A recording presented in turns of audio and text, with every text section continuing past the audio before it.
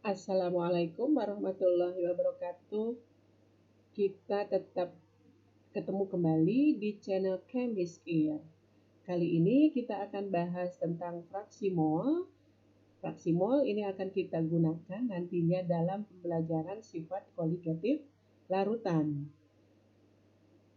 Mari kita lihat apa yang dimaksud dengan fraksi mol larutan. Sebelumnya kita akan mengingatkan kembali tentang pengertian larutan, ya.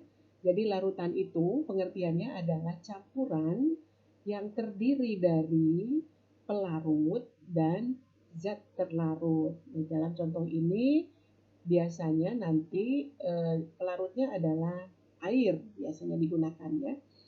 Kemudian kita akan ringkas ya bahwa komponen dari larutan, jadi bagian-bagian dari larutan itu adalah terdiri dari pelarut. Pada umumnya dia adalah air. Kenapa? Karena air bersifat sebagai pelarut universal. Atau kalau pelarutnya bukan air, biasanya jumlahnya itu lebih banyak.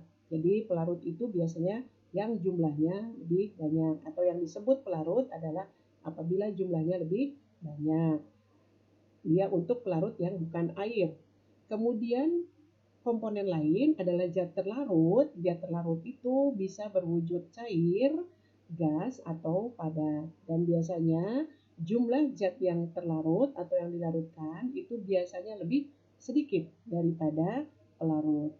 Nah, kita lihat contohnya, apabila kita mempunyai suatu zat terlarut, di dalam contoh ini wujudnya dia padat, kemudian dicampurkan ke dalam suatu pelarut, maka dia akan menghasilkan larutan apabila zat terlarut tersebut kemudian bercampur secara merata atau membentuk campuran yang homogen. Artinya kita tidak bisa melihat lagi mana zat yang berperan sebagai zat terlarut dan pelarut. Semuanya sudah tercampur merata.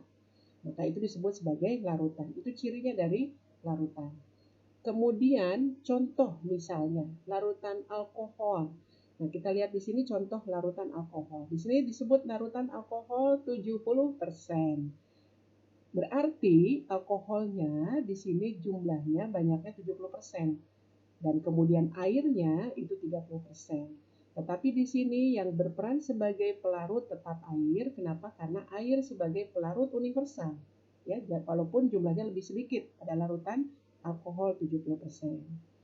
Kemudian contoh lain misalnya soft drink. Soft drink ini adalah campuran antara gas dengan cair. Di sini zat terlarutnya adalah gas, ya, berwujud gas. Kemudian pelarutnya adalah air. Contoh lain misalnya larutan gula, kita bisa mencampurkan di rumah biasanya, ya. Nah, gula itu berwujud padat, kita campurkan ke dalam air sebagai pelarut, maka ketika kita aduk kemudian dia akan menghasilkan larutan gula yang sudah homogen atau tercampur merata. Nah, mari kita kemudian akan bahas tentang fraksi mol. Karena kita akan bahas fraksi mol larutan, maka kita harus bedakan menjadi fraksi mol pelarut dan fraksi mol zat terlarut. Fraksi mol pelarut itu adalah mol, ya, mol dari pelarut dibagi dengan mol totalnya, jadi mol larutannya. Kemudian kalau fraksi mol terlarut berarti mol dari zat terlarut dibagi dengan mol total, ya. Nah, mol total adalah jumlah dari mol pelarut ditambah mol zat terlarut. Kemudian fraksi mol pelarut dan fraksi mol zat terlarut apabila dijumlahkan itu akan menjadi jumlahnya adalah 1, ya. Nah, mari kita berlatih. Misalnya kita punya soal 10 gram urea atau CONH2 2 kali. Ini adalah pupuk, ya. Massa molarnya 60 diketahui.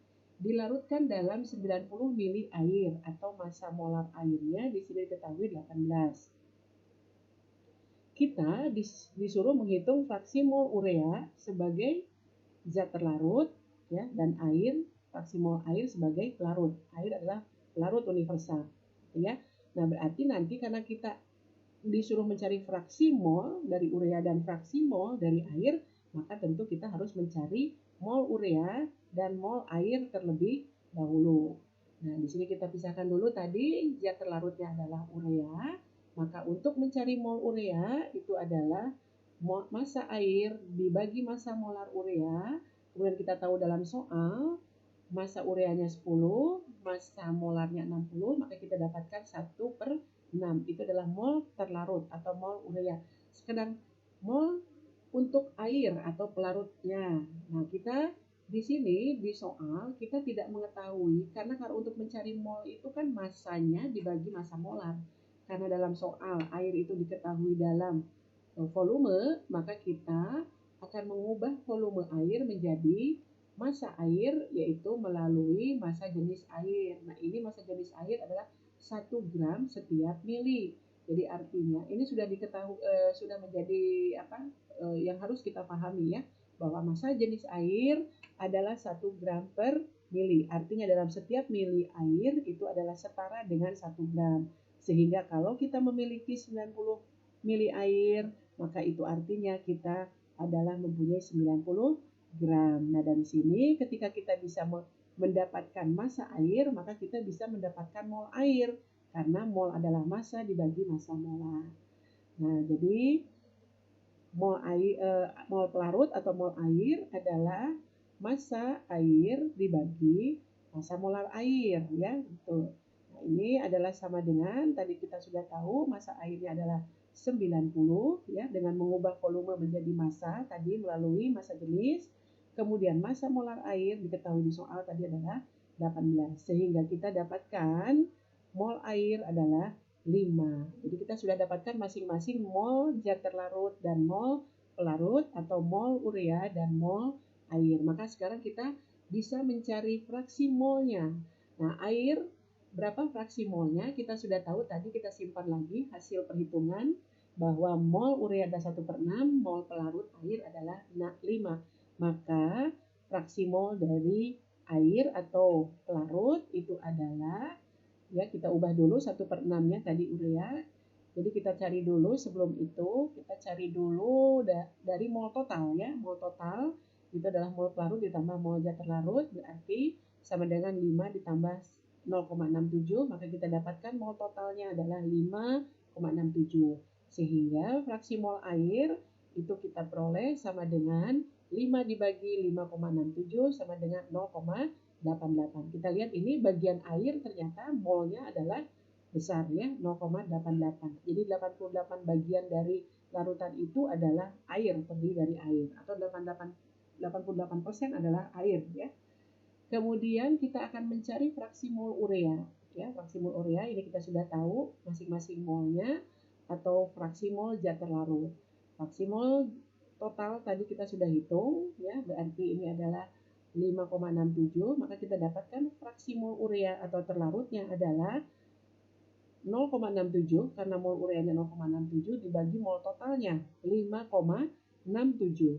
Sehingga kita dapatkan fraksi mol zat terlarut atau urea adalah 0,12 ya. Ini adalah berarti 12% dari larutan urea tersebut adalah urea. Sedangkan 88%-nya adalah air ya.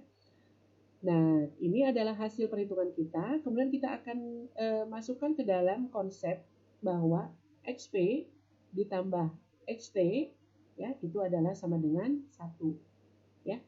Sekarang kita ubah XP-nya kita punya 0,88, kemudian XT-nya adalah 0,12, maka kalau kita jumlahkan ini hasilnya adalah sama dengan 1 ya.